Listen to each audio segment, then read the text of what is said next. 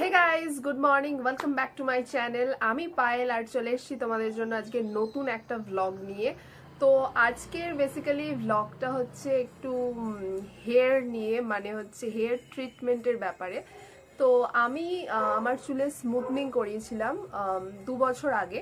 এটা যদি এবার করাই আমার থার্ড টাইম হবে। তো চুলের স্মুথনিং এর ব্যাপারে তোমাদের কি মতামত? স্মুথনিং বা এই কেরাটিন বা বোটক্স এই ট্রিটমেন্টগুলোকে কিভাবে দেখো, প্লিজ কমেন্ট বক্সে জানাও।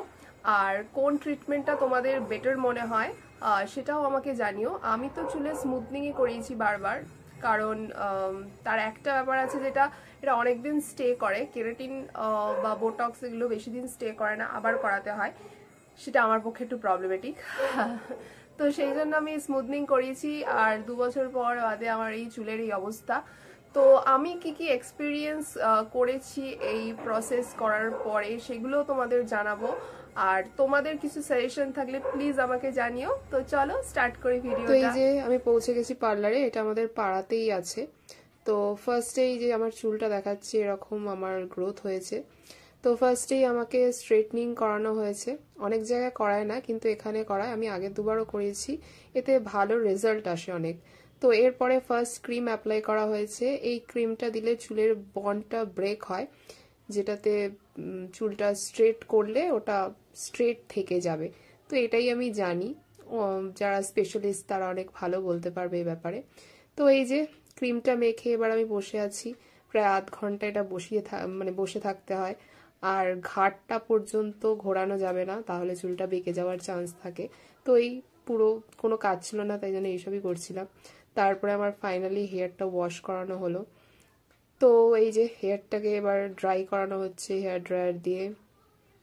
তো মোটামুটি এতে অনেকটা স্ট্রেট হয়েই যায়, কিন্তু আবার একবার স্ট্রেট করতে হবে, যেহেতু ক্রিমটা দেওয়া হয়েছে। এরপরে স্ট্রেট করলে এটা একদম পার্মানেন্ট হয়ে যায়।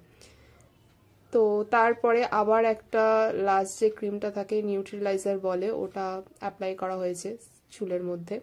দেন আবার আধ ঘন্টা বসে থাকতে হয় এইখানে। তো মানে আমার খুব বোর লাগছিল, আর ভালো লাগছিল, মনে হচ্ছে কখন শেষ হবে কখন শেষ হবে।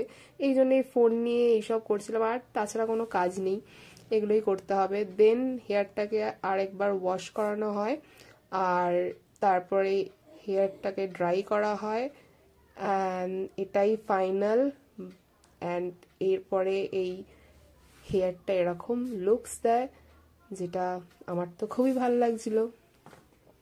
তো এটা এখন অনেকদিন বেশ থাকবে, এটাই ভালো লাগে। তো তারপরে এটা করে আমি চলে এসেছি, তারপর আবার 3 দিন বাদে যাব। তো আমি স্মুথনিং করে চলে এসেছি। এটা 3 দিন বাদে আমাকে ওয়াশ করাতে যেতে হবে। মানে ওরা এই যে অনেকে বলে না যে স্মুথনিং করালে চুল ফেটে যায় বা রাফ হয়ে যায়, আমার কিন্তু সেই প্রবলেমগুলো একেবারেই হয়নি। তো আমি সবে কাজ থেকে ফিরেছি, এবার আমি চুলটাকে ওয়াশ করাতে যাব। আজকে 3 দিন হয়ে গেছে। আর 3 দিন এই চুলটা খুলে রাখা কতটা যে ডিফিকাল্ট, মানে আমি তো 3 দিনেও হেয়ার ওয়াশ করাচ্ছি না। আমি বলেছি 2 দিনে আমাকে কোনোভাবে করিয়ে দাও, কারণ এই চুলটাকে কানের পেছনেও করা যাবে না 3 দিন।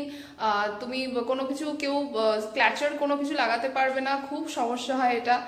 তো আমি মুখে যখন ফেস ওয়াশ করেছি তখন আমি চুলে ক্ল্যাচার দিয়েছি, কিছু করার ছিল না। এই যে আমার হেয়ার ওয়াশ হয়ে গেছে, এখন ড্রাই করা হচ্ছে।